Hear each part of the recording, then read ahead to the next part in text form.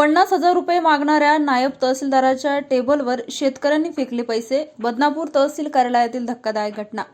शेत रस्त्याचा प्रश्न सोडवण्यासाठी शेतकऱ्याला 50,000 रुपये मागणाऱ्या नायब तहसीलदाराच्या टेबलवर शेतकरी पुत्राने पैसे फेकल्याने बदनापूर तहसील कार्यालयात एकच खळबळ उडाली. ही घटना सोमवारी दुपारी 12 वाजेच्या सुमारास घडली असून पैसे फेकणाऱ्या शेतकरी मुलाचे वडील रुग्णालयात उपचार घेत आहेत.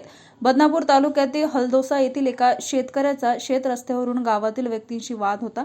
या प्रकरणात तहसील कार्यालयात त्यांनी अर्ज दाखल केला होता. मात्र तहसील कार्यालयाने शेतकऱ्यांच्या विरोधात निकाल दिला. त्यानंतर शेतकरी तहसील कार्यालयात विचारणा करण्यासाठी गेले असता तेथे त्यांच्यात आणि नायब तहसीलदार हेमंत तायडे आणि बनवे यांच्यात वाद झाला.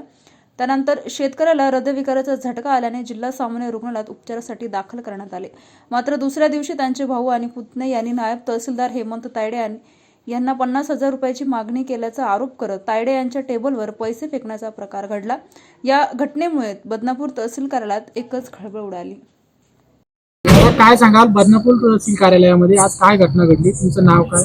माझं नाव माधव श्री हरी म्हात्रे, राहणार हलदोला.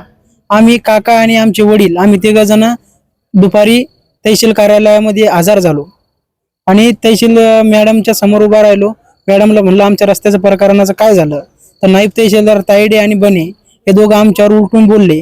तर आमच्या काकाला त्याचा मानसिक ताण झाल्यामुळं अटॅकचा झटका आला तिथं जाग्यावर. तर झटका आला तर आम्हाला बदनापूर रुग्णालयामध्ये दाखल केलं तहसीलदार गाडीमध्ये तहसीलच्या. तर त्याच्यानंतर जालन्याला आम्हाला तिथून रेफर केलं घाटीमध्ये. तर आम्ही नेमकी प्रकरण काय काय झालं? आम्ही तहसीलदाराकडे गेलतो 10-15 दिवसाच्या अगोदर. त्याने आम्हाला पैशाची मागणी केली ती 50,000 रुपये तुमचा रस्ता करून देतो म्हणे, 50,000 रुपये द्यावं लागेल. पण आम्ही तायडे साहेबांना, बनवे साहेबांना आणि तायडे साहेबांना. तायडे कोण आहे? तायडे नाईब तहसीलदार आहे. तर त्यांना आम्ही काही देऊ शकलो नाही. आता आम्ही गरीब शेतकरी, आमची शेती पडीत पडलेली झाले 1 वर्ष. हे दोन्ही बी मला आले नाही, आमचे सगळं शेतीवर अवलंबून आहे.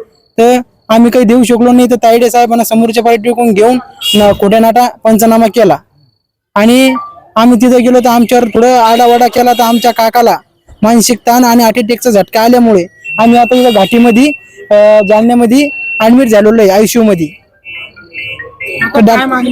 आमची मागणी एकच आहे, आमच्या रस्त्याचं झालं काही, रस्त्याचं काही झालं तरी चालेल, पण आमच्या काकाला काही करता काही झालं तर आमच्या जबाबदार राहील नायब तहसीलदार तायडे आणि बने साहेब.